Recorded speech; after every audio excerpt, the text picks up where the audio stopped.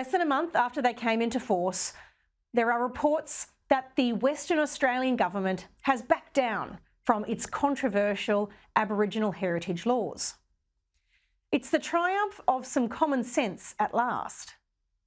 This law required cultural surveys for digging a hole more than 50 centimetres deep or lifting more than 20 kilograms of dirt.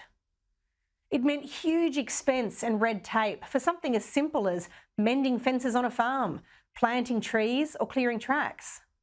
It meant councils were facing demands for $2.5 million a pop from elders for tree planting events, leading to several occasions of this kind planned being cancelled.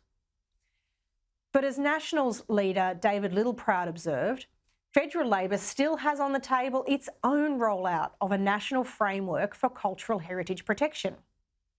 He said, Labor must now explain how the federal reforms will work and rule out forcing property owners to undergo expensive, mandatory cultural surveys and undermining private property rights. He's right. Those on the yes side of the referendum campaign have welcomed this change because it was increasing racial tensions in Western Australia and was seen as unhelpful for their drive to change the Constitution to insert an Indigenous voice to Parliament. The truth, though, is that this saga proves the Coalition's position on the voice has been right all along.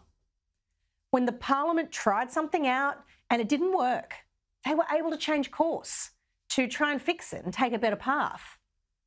That's not something that will be available if we choose to change the Constitution. With the requirement for another referendum to be held and a majority of people in a majority of states to either remove or amend some words once they're in, we are effectively stuck with this change if Australians decide to back it now. And let's think about it. Why? There's literally no good reason to deny Australians flexibility in the way we go about solving a problem that's proven to be pretty stubborn, especially given that there's been no evidence offered to show voters that this voice proposition will definitely work. If people really believe an Indigenous representation body is needed, it could be legislated this very week. After all, Parliament is going to sit this week. If it would do all of the good things for outcomes for Indigenous Australians that Labor says, why not legislate it tomorrow? They won't.